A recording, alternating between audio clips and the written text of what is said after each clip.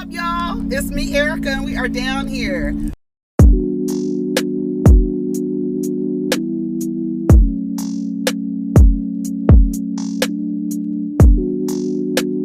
Peace, y'all. Take care of each other. Protect your energy.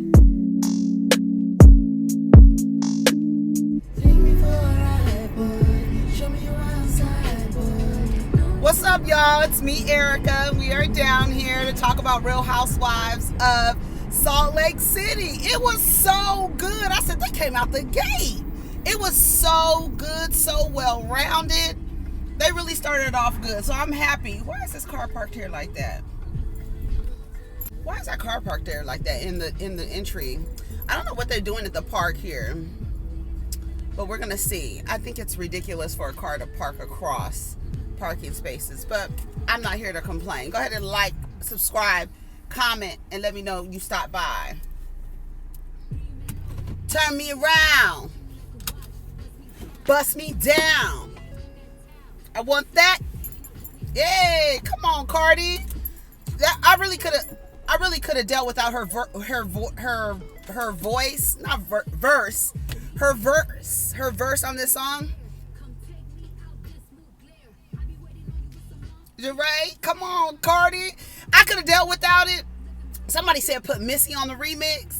Because, you know, Missy, she been talking dirty and nasty. Everybody was, I mean, and if you paid really attention to Missy's lyrics, she always been nasty, talking nasty from the beginning, from when we first met her on Diary of a Madman, Jodeci. Yeah, that's the first time I met Missy. I don't know when the first time y'all met Missy. That's the first time I met Missy on Diary of a Madman.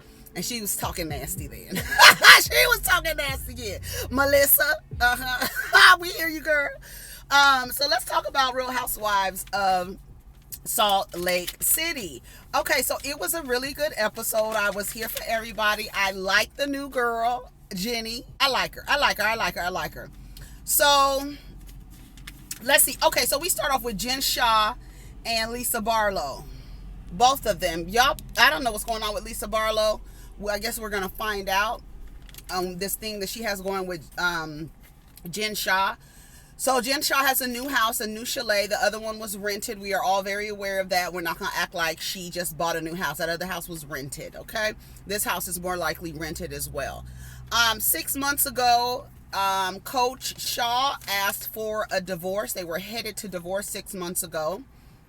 And basically, Coach Shah, she said that Coach Shah basically was like, whatever it is you going through, I can't seem to help you. You seem to be out of control, going off on people, everything. I looked at her skin. Her skin looks like she's stressed out.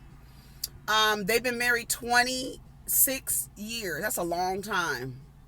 That's a long fucking time.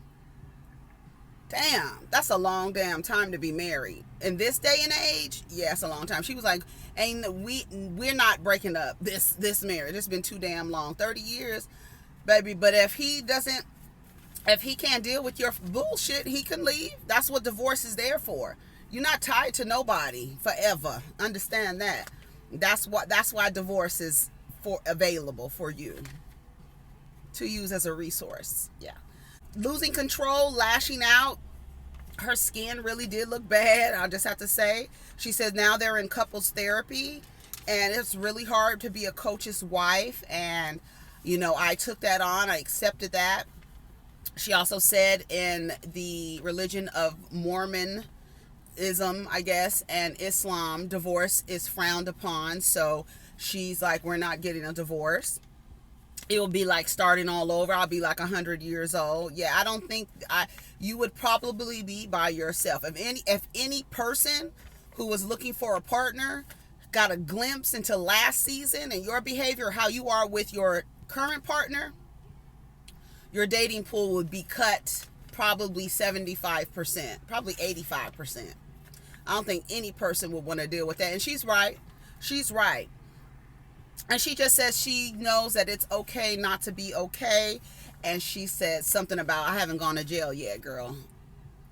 I said, okay. You haven't gone to jail yet? You going to jail. You, Erica Jane, all you little narcissistic scammers. Like I said on Twitter last night, you have to have high levels of narcissism for you to be committing crimes while on a reality TV show with victims, right? Committing crimes with victims, and then you come back the next season. And you keep coming back. I don't know if they do psychological evaluations when they choose these housewives and they go through their testing and stuff like that.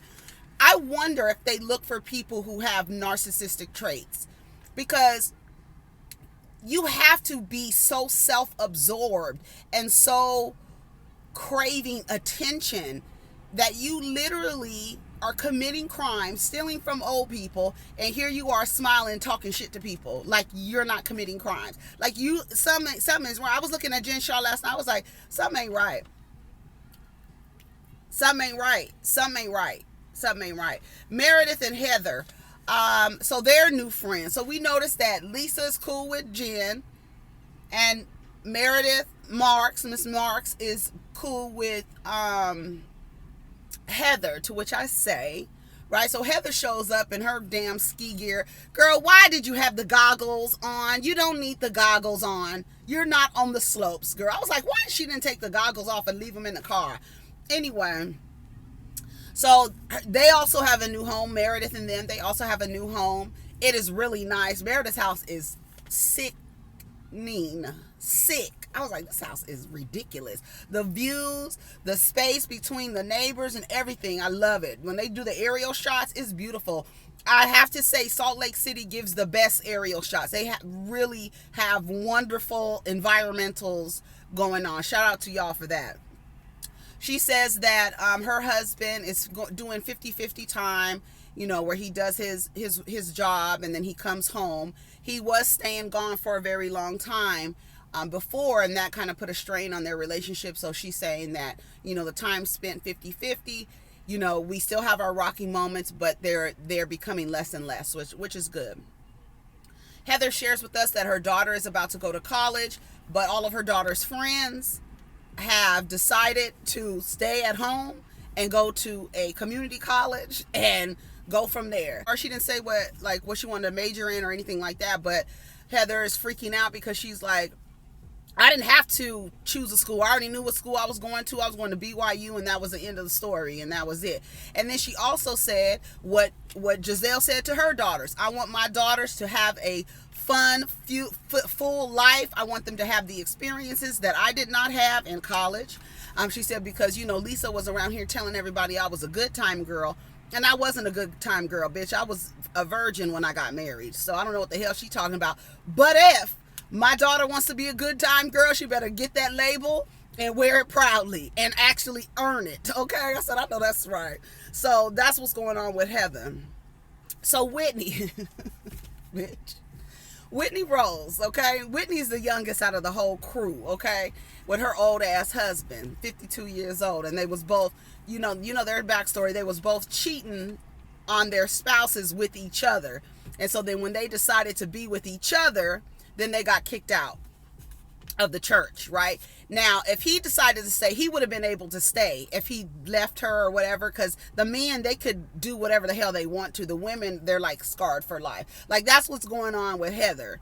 Heather left her husband. You're not supposed to get a divorce. She left her husband. I think he's already got remarried, and she's still single. I don't think she can. I think all the men they kind of ostracize you, right? Yeah, the men, they could do whatever. They can do whatever they want. They can. So Whitney's out there. Whitney's there, and they're having a hot tub party, and they are inviting over her husband's his sons, and they're between the ages of 23 and 29 or something like that. Whitney is 34. They're taking shot skis. They're having a hot tub party. They got balloons. They got bubbles all over the place, right? Whitney's in there with the cake. But when I tell you, I was in here hollering. Whitney got the cake. It was cute. She had lit the candles and everything. She had something in one hand and the cake in another hand. Let me tell you one thing. If a cake is sitting on a little platform, you have to carry it with two hands. You cannot carry it with one hand because it is going to go off balance at what point. So you need both hands. I think everybody knows that. But she had been drinking. and that baby, that cake fell down. But at first it fell. She dropped that cake 3 times. The cake fell, and it fell right side up. Some of the candles were broke off or whatever. Then she got the cat. She got she got the cake back on this little stand. And then she was good again. She lit the candles. Some of the candles were a little crooked or whatever. She lit the candles again, baby. She dropped that cake again. She hollered. I know she realized, like, bitch, I cannot do this. Then when she came out with the cake had forks and shit all in it. It was just fucked up. The cake was beyond repair. As she's taking it over to the son, the youngest son, who just turned, 24, 26 or something, she dropped the cake again, like right next to him. It was a mess. I would have been mad. But everybody was drunk, so ain't nobody mad. So everybody was happy about it, all right? They're like, yay, the cake fell. Baby, I holler. She says she needs to start her own business because she's tired of sucking dick. I said, come on, Whitney. She said, I'm tired of doing this. I said, come on, Whitney. Her ass is crazy. And she's funny. She's funny. I like that the women on here, they're funny. Lisa Barlow's not funny. Meredith is not really funny. They're like really more serious. But Heather, Whitney, Mary, not Jen. What's the other girl's name? Heather, who has a good comedic time, and Jennie, she's funny. Anyway, so we go to Mary Cosby. Mary Cosby said she done started talking to herself during the panorama, and she said that was not okay. She said her husband got stuck in Florida. He was too afraid to travel, so she was stuck at home. And she was stuck at home with her son, but he's 18 years old, so what are they really going to talk about? He don't want to talk to me. So she said she started talking to herself, and so because of that, she wants to start a podcast. So they in there doing the podcast. She rolls up, they sit down or whatever. So I'm trying to figure out what Mary is about to do and what she's about to talk about. So it's her and 2 men, 2 brothers. And one looks like he's in charge of the technical part of everything, right? And then another one looks like he's just like a co-host. He don't have anything in front of him. So she asks, okay, we're about to start the podcast. Can we pray? So the dude, the technical guy, he starts praying and he starts doing and doing all this shit. Bitch, we're about to start a podcast. Calm down. I literally wrote, calm down. Like, settle down. We know the cameras are here, and we know y'all like to put on a little bit of show. Mary was like, she stopped him. He was like, that's what doing all that. You know when they get all, and I'm like, you sitting down about to do a podcast, girl. Relax. Don't y'all love that picture of Mary's grandmother with Jesus? They always show that. Why y'all always show that picture?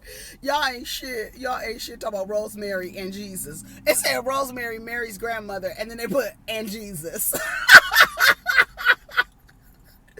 Bitch, who are the producers of this show? Who produces this show anyway? So they talking about, teenagers and the things that they do, and her son is, a little soul trying to find his way and this and that. Then Mary goes into saying she doesn't feel like she's from here. She does not trust human beings. I love the conversation that they had about smoking. She was like, it's okay to say, what is it, smoking weed? What is it okay? We didn't call it marijuana. We called it smoking weed. It's okay. And then he was like, well, I have a past. And she was like, we all have a past. So what kind of drugs did you do? And she was like, yeah, I remember. She was like, I can't tell you what I was doing. I was smoking blunts. But I know what they smell like. Because, her sensitive, her nose, she could smell everything. She could smell everything. And she says, I don't trust human beings. And I need to figure out, where I am, how I got here. And then she says, this is where I am. How did you get to this point to where you don't trust humans? You don't feel like you're here. You have this purpose. You have a job to do. And she says she was from God. And I was like, I kind of was relating to her when she was saying, like, I don't trust human beings. I feel like I'm here for something else. I don't feel like I quite fit in anywhere, and I was like, okay, Mary, I feel you. And I love that we got to see a little bit more of who Mary was. And last night on Twitter, I said, I'm hypnotized by Mary. I'm about to go join her cult. We are down here, honey, down in Florida. She got a church in Florida. Do they have a church in Salt Lake City? Do they? Or is the church just in Florida? I can't imagine her having a church in Salt Lake City. I guess they do, because she drove to a church. I guess so. She do? I don't know. Jennie Gwen. So Jennie and her husband Dewey, he's a chiropractor. They've been married for 14 years. Jennie is introduced to us by Lisa. Lisa's son and Jennie's sons are best friends. His name is Atlas, which I thought it was a beautiful, I think that is such a beautiful name, Atlas. I love the little girl. She said that she is getting all A's and no B's. That's why they call us Asians, not Bajans. So I said, I know that's right. Because we getting A's up in this motherfucker. I know that's right. I almost honked my horn. I was here for it. Anyway, so Jennie tells us a bit about her history. I love that. It was a very full and comprehensive introduction to who she is and how she got here, even down to her age. She was like, what'd she say? She's 43 or 45. And then she was like, when she got here from Vietnam, when she got here, her father wanted her to go to kindergarten. So she was actually 7, but he made her age 5 so that she can go to kindergarten. And so she, on paper, she's 2 years younger than she actually is. I thought that was very interesting. And a lot of people do that. Their names, they change their names and they change their birthdays so they can go to school. She said, we got here, we were in a refugee camp in Long Beach, California. We got to, a family or a church adopted us, and we ended up in Long Beach, California. She said, we started practicing Christianity because a church adopted you, so bitch, you better, we down here. They here to change the people. They here to save the people, honey. And so she said, but when she met her husband, he's Catholic, and she was like, so she just converted to being a Catholic. And then the way that she described her husband, that she met her husband and she thought he was fine as hell from the neck down, but she didn't know about all of this. I was like, did she just call her husband ugly? I mean, he's not, he doesn't look ugly to me. He looked fine. He looked fine. He's not unbearable to look at. Like some of these men be so ugly. Oh my God.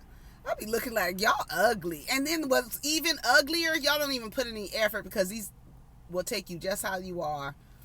Ugly and all, it don't matter. But I didn't think Dewey was ugly. Y'all thought he was unattractive? I didn't think he was unattractive, not at all. So he's a chiropractor. He was down there adjusting Lisa's son's back. He said some of his top ribs were out of alignment. I was like, oh, go to a chiropractor. Anyway, so that was Jennie. We got to meet Jennie. I like Jennie. I think she's going to be fun.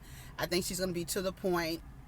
I think she is going to be assertive. That's one thing that I can say about people who come from Asian cultures. They're assertive. I don't see Jennie being quiet and meek and docile and demure. I see her being in your face, talking shit. That's what I see. Okay, so we're going to see about Jennie. Like I said, not someone to back down, someone to be assertive. We'll see. So, okay, did we go to Jen's house? I think we went to Jen's house. Yeah, we went to Jen's house. And Jen had all her family over there. It's her son's 27th birthday. And that was funny how she was trying to figure out how old he was. You said you and Coach Shaw been married 26 years. And this boy just turned 27. You let me know. I'm not good at math. Now, I know how to count money.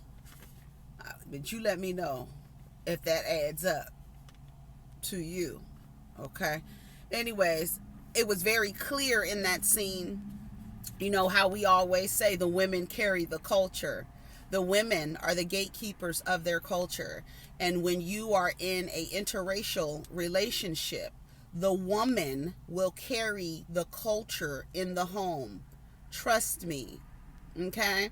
And when I looked at Coach Shaw in the midst of all those family members, I didn't see not one black family member. I didn't see any of his family. I saw her family. I saw their food. So for me, it was just a confirmation that women carry the culture. Okay, so you always remember that. Always remember that. We carry the culture. That's why when the mother is black in an interracial relationship, the children tend to be more black identified, right? They tend to be more black identified because mom is carrying the culture. All right. So we meet with Meredith what is it? Meredith, Mary, Whitney, and Heather. They go into this little igloo thing. It was very, very, very, very cute. They sit down. Heather is ordering everything. Did you see her order 2 Reubens? Girl, why do you need 2? I guess she figured like, Bravo's about to pay for this. I'm about to take me some leftovers. Maybe that's how she felt. I don't know why she was ordering all that damn food. And did you see when the food came, how she picked off of Whitney's plate? Bitch, you got the same fries on your plate. Get your hand out my food. It's like, why did she do that? No boundaries. No boundaries. No motherfucking boundaries. Anyway, so Meredith shared with them that her dad passed, which was really sad. And then, because Heather and Mary both, father passed last year. And so they kind of, were like, supportive in that way. And they were like, oh, I'm so sorry and all this other stuff. And then they get to start talking about Jen. Jen keeps saying that Heather is a racist. Jen keeps trying to act like she is, I don't know if she's trying to act like she's black, or I don't know what she's trying to do, but the attempts at calling Heather a racist that I've seen online from Jen Shah are weak. Like, I'm like, girl, you're just looking like she's looking for someone who it triggers. That's what she's looking for someone who is triggered by somebody being a racist. Does Heather practice racism? I haven't seen it.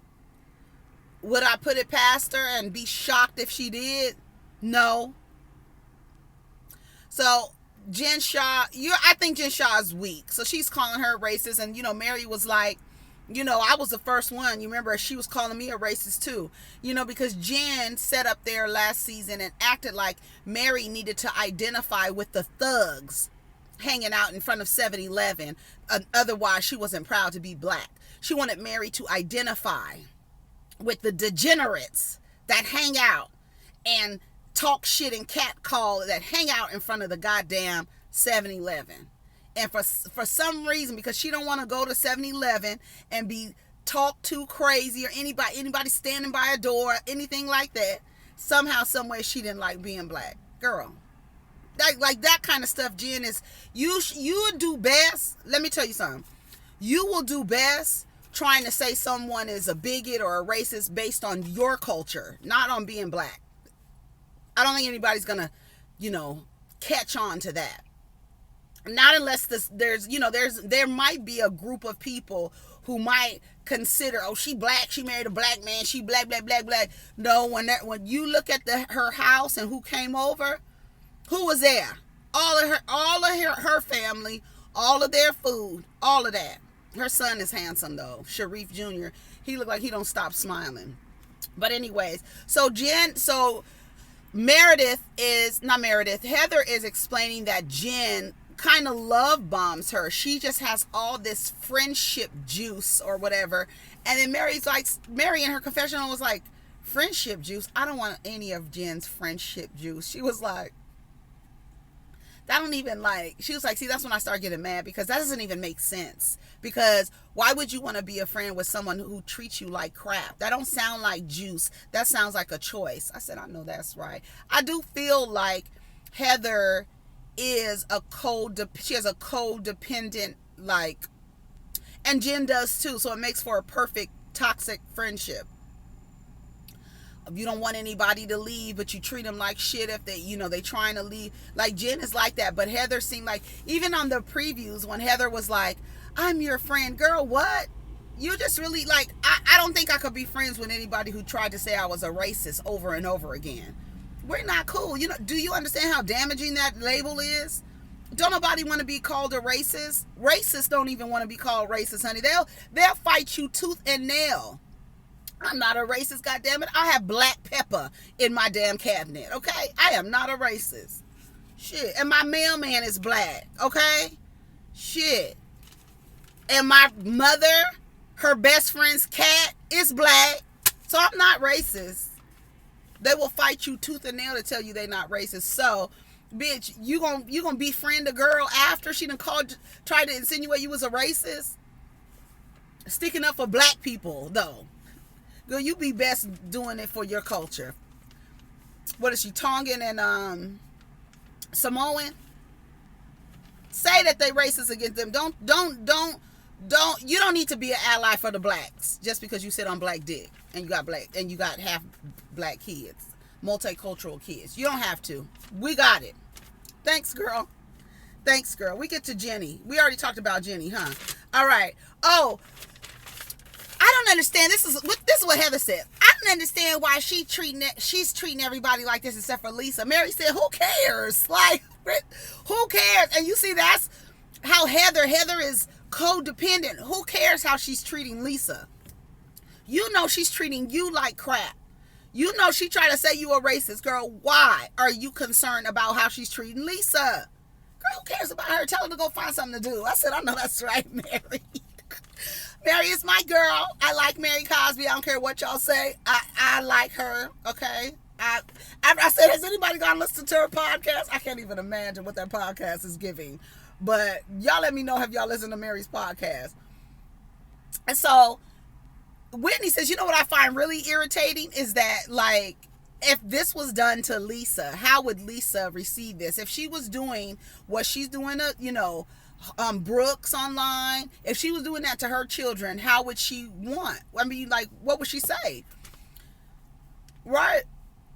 Jen needs a friend. That's what Meredith said. Meredith's like, she needs a friend. What time is it? I'm running my mouth too much. Anyway, so what do y'all think about that? You think you want... Oh, yeah, she said homophobic references. She liked a comment that called him a twink. And then she said, to her point, that Brooks has never discussed his sexuality with Jen.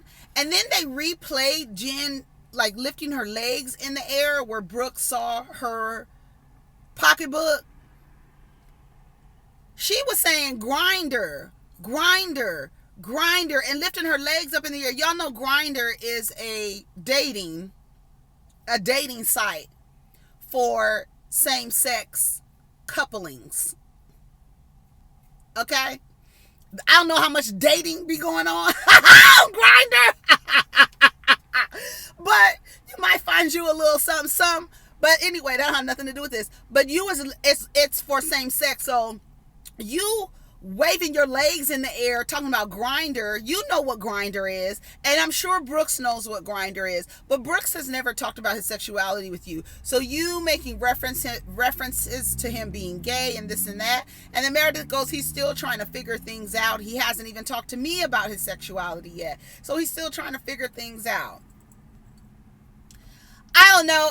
To me, I feel like if it was anybody else's kid, they would be mad. They would be mad. If a fucking adult was going back and forth with your kid on fucking line, a 20-year-old, and then, like, you are liking and retweeting things that are homophobic. Like, so are you homophobic? You clearly agree. If you're retweeting, you're agreeing 100% of what you said. So that's weird to me. Like, I don't think I could rock with you, Jen. Like, you liking homophobic comments, retweeting homophobic statements, saying that you agree with these comments that people are making. I don't know what kind of apology, and I don't know what you would be apologizing for, because why would you even do that? Like, you're too much. Like, it's too much. It seems like, I'm not a psychologist, but it seems like there might be some bipolar going on with Jen Shah, in addition to some narcissism. So I feel like it's like a personality disorder, a mental health disorder going on with Jen Shah. Even in her interviews, I was like, this lady is weird as hell. Like, she's weird. Like, weird as hell. Like, I'm just tripping out on her in her interviews talking. Meanwhile, you are scamming old people. You sitting there talking, looking like the fucking Joker, and you're scamming old people, and you're really on TV smiling and laughing and acting, cracking jokes and stuff. That's like, to me, I don't know. I think it's perfect as a television producer. You want somebody who is like completely self-absorbed and unaware and manic and goes off. You want all of that if that's what the goal is. She's out of here, dude. Like, I was like literally in her interviews, and hopefully, I don't know if she's on anything in her interviews, but even the energy in her interviews, it's just like, are you serious right now? Like, you really are sitting here talking, and you scamming people, and you talking to me, and then you're making statements like, I'll go to jail for something. Do you know you are doing stuff that could put you in jail? And like Heather said on Watch What Happens Live, I knew that what she was doing was unsavory. I didn't know it was illegal. I didn't know where her money was coming from.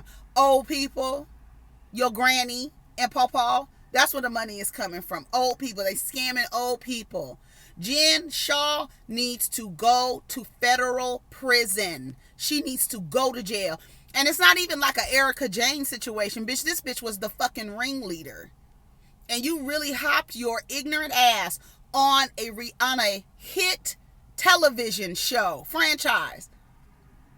And then position yourself. That's how you know it's narcissism, because you position yourself as you want to be the queen bee. You want to be the center of attention while you are committing crimes with victims.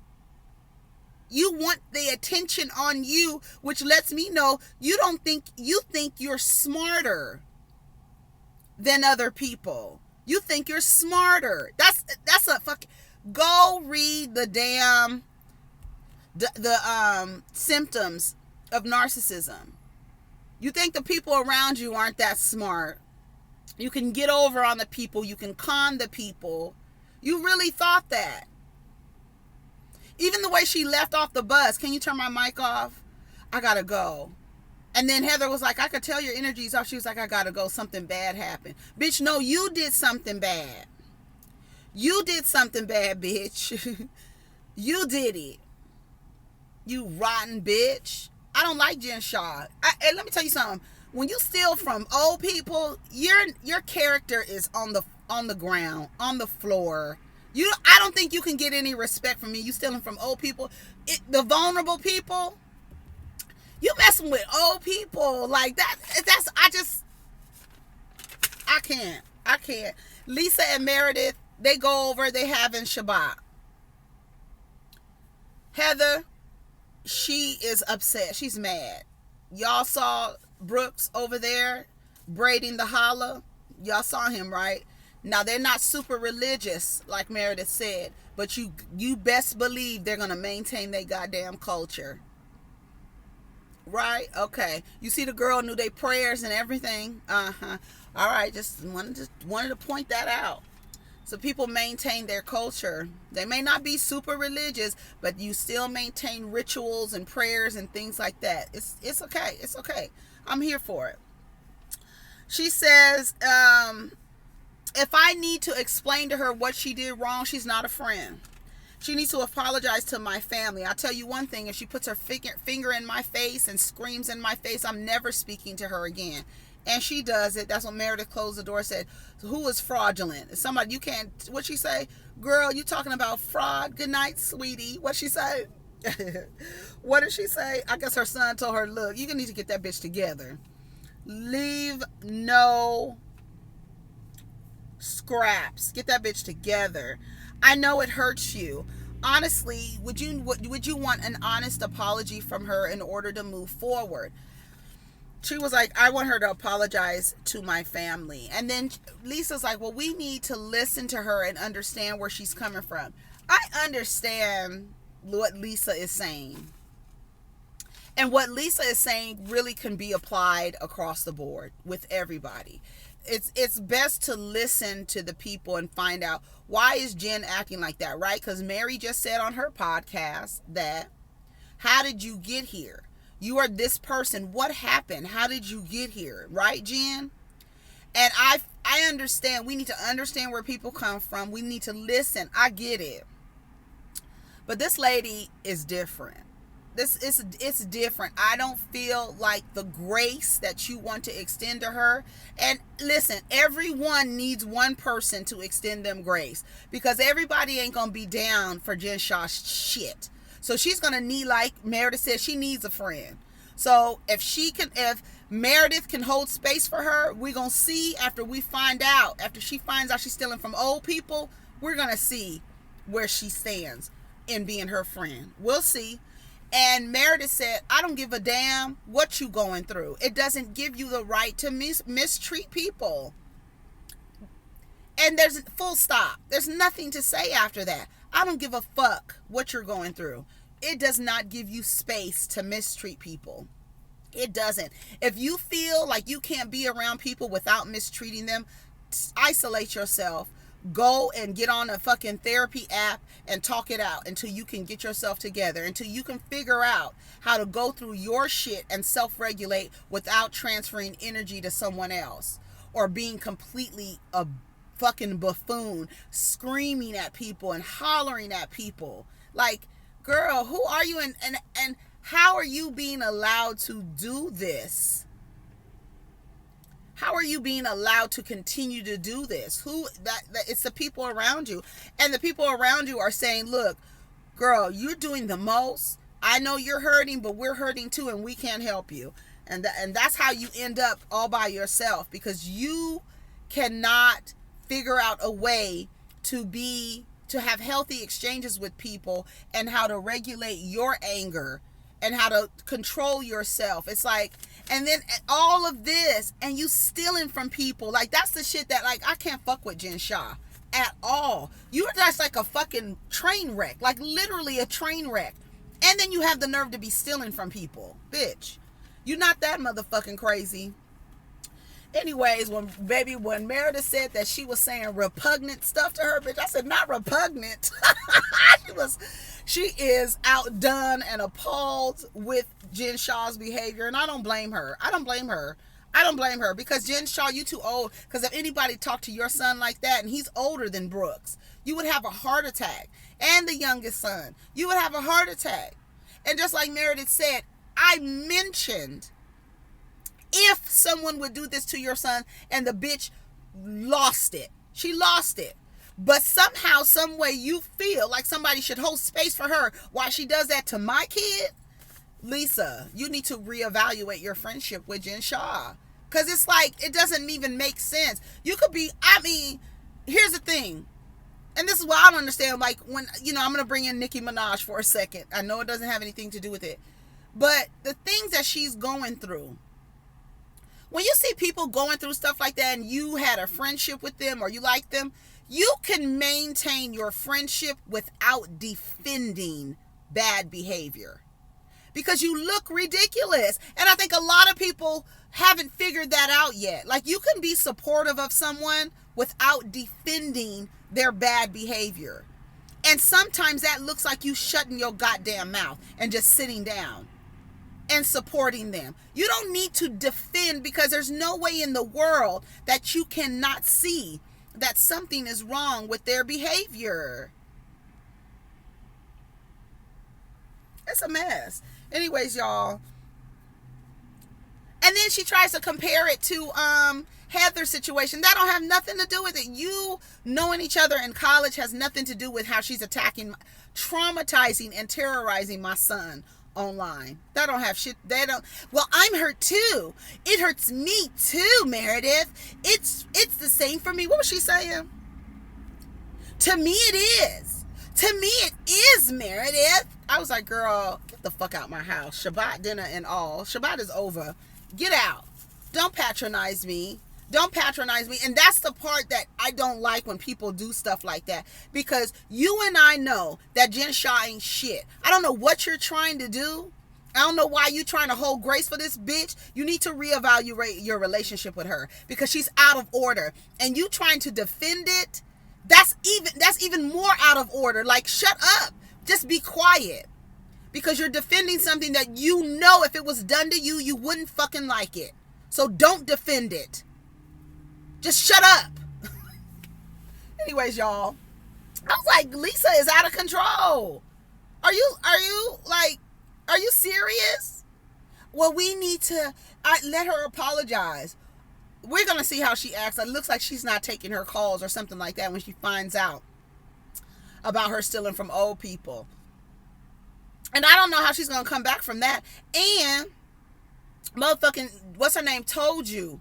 Mary Cosby told you that bitch Jen Shaw was a fucking thug. Didn't she tell you she was a thug? A motherfucker who steals from old people, you a thug. You a fucking thug. Talking about, and when the movers moved us in, they had never seen all these shoes. All them shoes you about to have to liquidate all them shoes to pay them people back.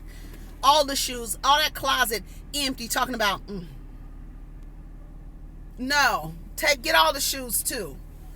And I thought it was weird when they showed the clip of them like going to the that tour bus that they were taking. I don't know what kind of trip they were going on, but they were like Jen Shaw. Her name is Jennifer, and I figure if a federal agent would be trying to pick someone up, they would call them by their government name.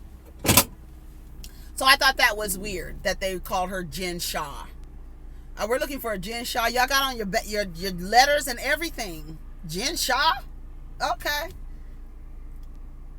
And them acting like somebody tipped her off. Honey, they've been following her. Ain't nobody on this show has anything to do. And you know, word on the street is that Bravo works for the feds. And I don't know how they get these people. It's a lot of people that's been on the Housewives that have been in trouble for fraud. So, you know, I mean, at the end of the day, there's people in this world scamming people. And that's it. I mean, go watch Generation Hustle or Hustle Generation. What is it called? I forgot the name of it. It's on HBO Max.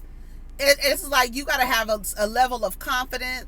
And that old, I think were they in San Diego? I don't know where they were. Some Asian dude, he came to town. He was acting like he was rich and all this other stuff. And it's like, I don't understand how all the people, that's why people don't come out when they've been scammed. Because when you step outside of it and look into it, you're going to be like, how the fuck did I get scammed like that? But the one dude on Generation Hustle, the Asian dude, the people believed him. It was one guy that was saying, if this motherfucker had all this money, his teeth wouldn't look like that. It wouldn't look like that. Y'all couldn't tell this man was conning y'all? Did you see his teeth? Anyways, I gotta go. Take care of each other. Protect your energy. Peace.